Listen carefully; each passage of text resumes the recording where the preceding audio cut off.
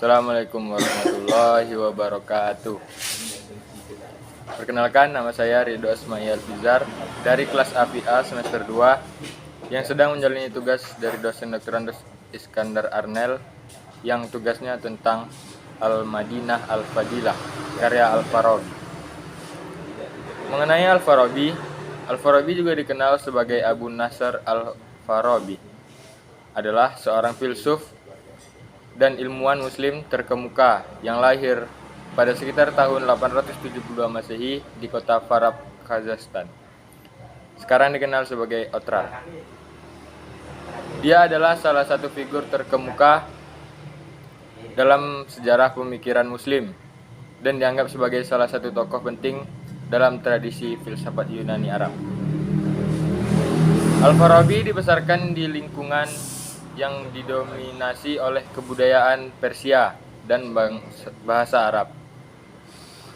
Dan dia belajar banyak hal dalam kedua budaya tersebut.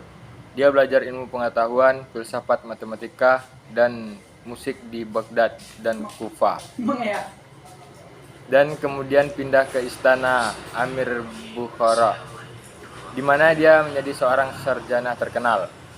Al-Farabi menulis lebih dari 100 karya selama hidupnya, termasuk karya tentang logika, etika, politik, metafisik, matematika, dan musik. Dia juga menulis komentar terhadap karya-karya Aristoteles dan Plato, yang kemudian menjadi sangat penting dalam pengembangan tradisi filsafat Islam. Salah satu karya paling terkenal dari Al-Farabi adalah Al-Madinah Al-Fadilah atau The Virtuous City, yang merupakan sebuah karya politik yang menggambarkan sebuah negara ideal yang diperintah oleh seorang penguasa yang bijaksana dan adil. Dia juga menulis tentang musik dan dianggap sebagai salah satu ahli musik terbesar di dunia Islam. Al-Farabi meninggal pada sekitar tahun 950 Masehi di Damaskus, Suriah. Warisannya sebagai seorang filsuf, musisi, dan ilmuwan terus dikenang dalam tradisi pemikiran Islam dan Barat. Dan banyak karyanya yang masih dibaca dan dipelajari hingga saat ini.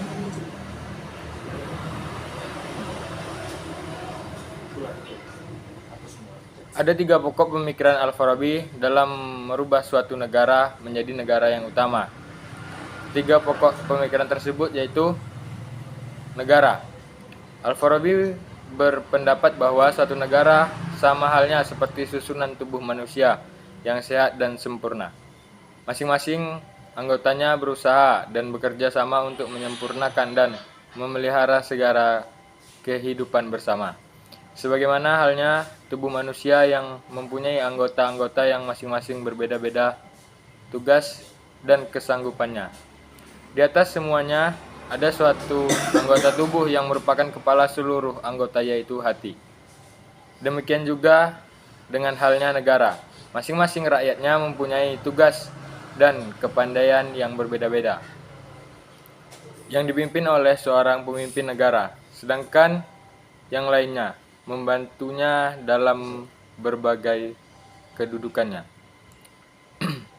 Al-Farabi juga mengartikan negara utama yaitu negara sempurna yang terbentuk karena semua organ dan anggota tubuh bekerjasama sesuai dengan tugas masing-masing. Seluruh organ tersebut haruslah terkoordinir dengan baik.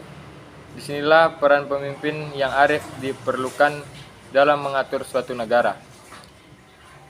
Setiap warga negara juga harus meniadakan hak-hak pribadi untuk menjunjung tinggi cita-cita dan tujuan negara. Negara menurut Al-Farabi adalah suatu negara ketuhanan yang bertujuan kebahagiaan bersama, material dan spiritual. Yang kedua yaitu pemimpin. Kepala negara adalah salah satu-satunya orang yang memegang peran penting dalam suatu negara. Karena kedudukannya, kepala negara sama dengan kedudukan hati dalam sistem organ tubuh manusia. Sumber dan pusat koordinasi sebagai suatu hal yang penting di dalam diri manusia yang sempurna.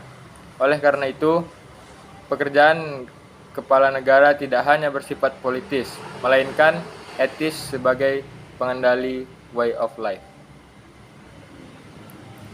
Kepala negara atau seorang pemimpin dengan tidak menutup kemungkinan mobilisasi vertikal dari kelas yang lebih bawah, terkenal mekanisme alamiah, tetapi perlu ditegaskan bahwa tidak semua warganya akan mampu dan bisa menjadi kepala negara atau seorang pemimpin negara.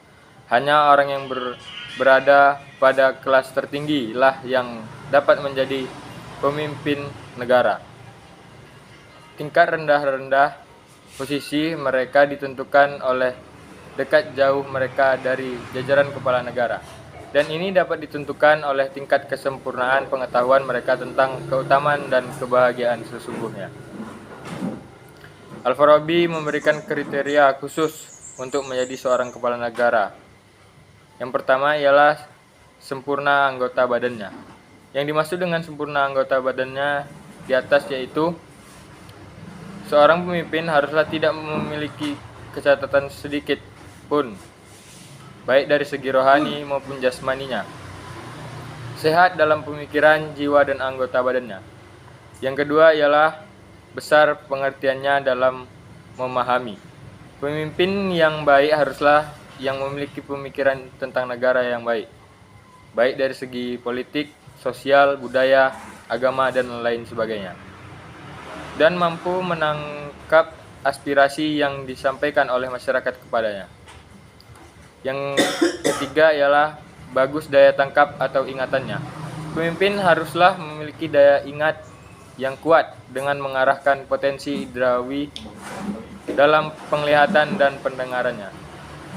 Yang keempat ialah cakap dan bijak dalam berbicara.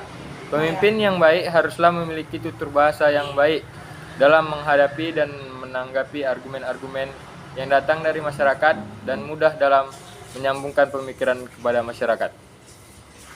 Yang kelima ialah mencintai pengetahuan. Seorang pemimpin haruslah mempunyai rasa pengetahuan yang luas dan mendedikasikan dirinya sebagai pemimpin yang pembelajar.